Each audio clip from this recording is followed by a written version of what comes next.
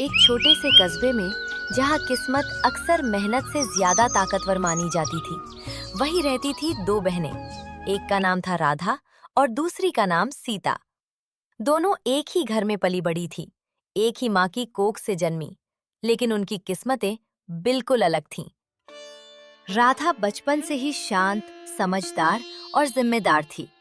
वहीं सीता चंचल, सपने देखने वाली और जिद्दी। माँ दोनों से बराबर प्यार करती थी, लेकिन हालात बराबर नहीं थे। सीता, पढ़ाई कर लो। माँ बहुत मेहनत करती हैं। दीदी, एक दिन मैं बड़ा आदमी बनूंगी, तब सब ठीक हो जाएगा।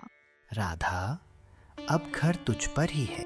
राधा ने अपनी पढ़ाई छोड़ दी, एक फैक्ट्री में काम करने लगी। सुबह से शाम बस एक ही सपना, सीता पढ़ लिख जाए। मेरी किस्मत तो यही है, पर सीता की किस्मत मैं बदल दूंगी। सीता पढ़ाई में तेज थी। शहर के कॉलेज में उसका चयन हो गया, लेकिन शहर हर किसी के लिए आसान नहीं होता। दीदी, मेरा एडमिशन हो गया। जा, मेरी दुआएं तेरे साथ हैं। शहर ने सीता को सपने दिखाए और धीरे धीरे उससे सब कुछ छीन लिया। गलत संगत, झूठे वादे और आसान पैसे का लालच। मेहनत क्यों करनी, रास्ते और भी हैं। सीता फिसलती चली गई। इधर गांव में राधा दिन ब दिन टूटती जा रही थी। माँ बीमार रहने लगी। हे भगवान, सब मुझसे ही क्यों? एक दिन सीता वापस लौटी, महंगे कपड़े, लेकिन आंखों में डर। सीता, ये सब क्या है? दीदी, मुझसे गलती हो गई। सीता एक बड़े अपराधी गिरोह के चंगुल में फंस चुकी थी। अब उसके पीछे लोग थे जो उसे छोड़ने वाले नहीं थे। दीदी, मुझे बचा लो। क्या हुआ तुझे, बता मेरी बहन। दीदी, मैं शहर में बड़े लोगों के साथ काम करती थी और अब वो लोग मुझे वहाँ से आने नहीं देंगे। तू चिंता न कर मेरी बहन, मैं अभी पुलिस के पास जाती हूँ।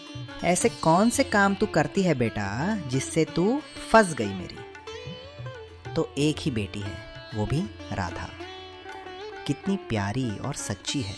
राधा बिना कुछ सोचे समझे ही पुलिस के पास जाने लगती है और अपनी बहन को बचाने की पूरी कोशिश करती है। वो सब कुछ इंस्पेक्टर साहब को बता देती है। आप चिंता न करें, हमसे जितना हो पाएगा हम उतना करेंगे। हम तुम्हारी फुल मदद करेंगे क्योंकि आपने हमें सच्चाई बताई। हम कोशिश करेंगे कि उन लोगों को जल्द से जल्द गिरफ्तार करें। राधा इंस्पेक्टर साहब की बात मानकर वहाँ से घर वापस लौट आती है और अगले दिन का इंतजार करने लगती है। राधा सुनती है जिनके साथ सीता काम करती थी वो लोग पकड़े गए हैं और सभी को जेल में बंद कर दिया गया है। हमने उन लोगों को गिरफ्तार कर लिया है जिन लोगों को तुमने बताया था। धन्यवाद इंस्पेक्टर साहब, आपने मेरी इतनी मदद की और इतना सा काम मेरे लिए किया। इसमें धन्यवाद की क्या बात है, ये तो पुलिस का काम ही है। और खुश होकर सरकार ने जो सीता पर अपराध था वो भी माफ कर दिए हैं। दीदी, अगर आप नहीं होती तो मेरा क्या होता? झूठ और अपराध कभी भी अंधकार में ढक सकता है, इसलिए मैं तुझे समझती हूँ। सदा सत्य और ईमानदारी की ओर जाओ। आप सही कह रही हैं दीदी, आज से मैं आप जैसे कहोगी वैसे ही चलूंगी। अब राधा और सीता दोनों वहाँ से घर वापस लौट जाती हैं। सीता घर का काम संभालने लगती है और राधा छोटे छोटे बच्चों को स्कूल में पढ़ाने लगती है। तो इस कहानी से सीख मिली कि कभी भी लालच करके जल्दी से जल्दी बड़ा आदमी बनने की कोशिश न करे या गलत काम से कोई भी पैसा कमाने की कोशिश न करे। गलत का नतीजा हमेशा गलत होता है। ऐसी कहानी देखने के लिए सब्सक्राइब करें धमाल 100 टेरीज।